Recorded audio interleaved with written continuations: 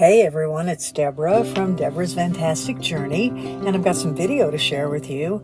I mentioned my recent April 2024 road trip that I split into two parts. Well, this is part one, and we're going to go together to Bryce Canyon, which is just beautiful, and a special place that I like to camp called Dragon's Belly. So let's go. As I said before, we're breaking the trip into two. We're starting in Hurricane, we're going along the 9, and we're going to make a left at Coral Pink Sand Dunes, go 13 miles, make a right, and then we're going to make another left onto 89. At Mount Carmel, we're going to stop for the night, and then we'll head up to Bryce. That's the first part of our trip. We've just turned left at the cane beds, and we're heading into Coral Pink Sand Dunes. This road's a little rough, but it's a real backcountry byway, and it's just beautiful. And you get to avoid several miles by continuing to Kanab and then making a left on 89. So we'll go along for about 13 miles. We'll hang a right, have a short drive, and then we'll end up back on 89 north of Kanab. Let's enjoy the view together.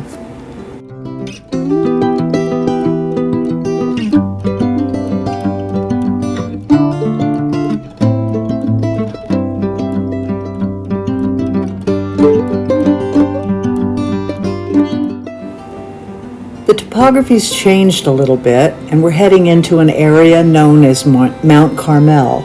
We've gone through Coral Pink Sand Dunes, we've turned right, and we've made a left onto 89, which, by the way, is a scenic byway in Utah. But then, oops, I got stuck in the sand.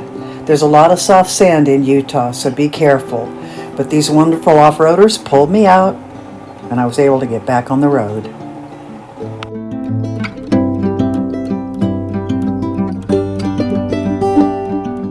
I headed north on Scenic Highway 89.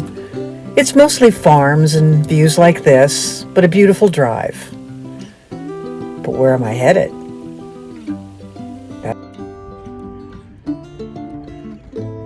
Bryce Canyon National Park, one of my favorite places on earth. I'm going to go check out the visitor center. A few quick facts though. In my opinion, a shuttle is the absolute best way to see the park. Drive in through the entrance, park at the visitor center, catch a shuttle. Once I've caught the shuttle, I take it all the way up to Inspiration Point, where I can get off and then enjoy the view and work my way back. A couple quick facts about the park. It was named after a pioneer. It became a national park in 1928. It really isn't a canyon, and most of the formations that you see are erosion-caused formations called hoodoos. The park is quite large. The largest hoodoo is over 200 feet high, and the highest elevation is 9,105 feet.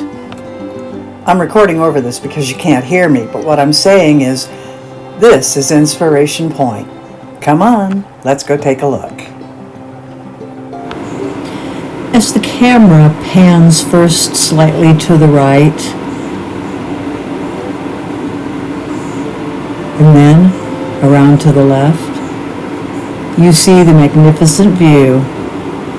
That's Inspiration Point. As you leave Inspiration Point, you can walk along the rim of the canyon, and these are the kind of views that you're going to be able to see.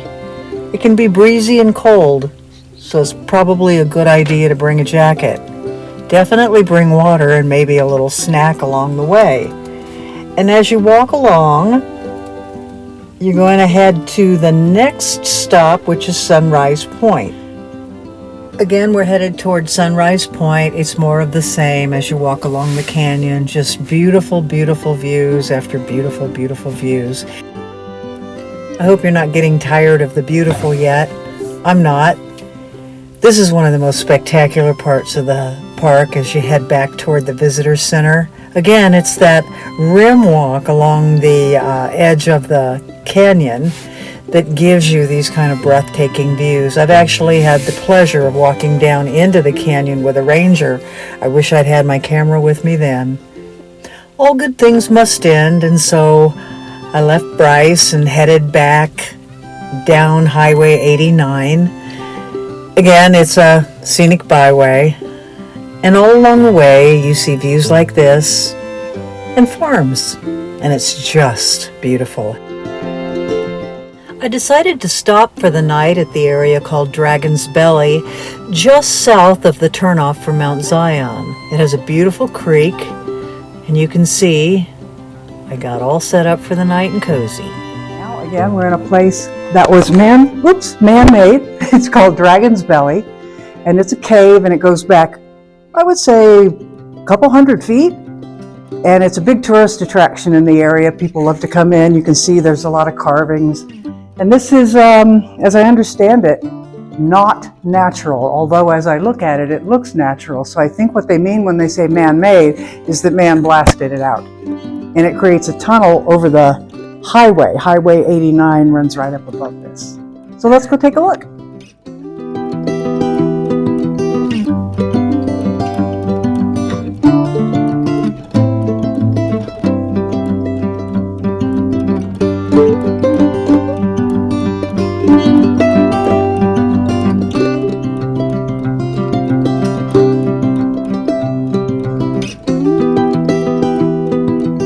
As we move closer into the cave, we see the color change because of the lack of light.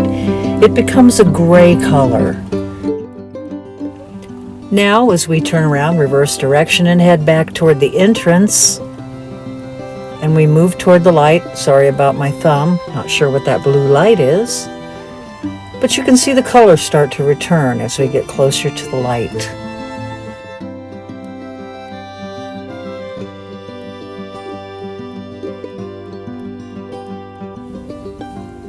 As we head towards Zion and the second part of our trip, we say goodbye to Bryce and Dragon's Belly. Thanks for watching.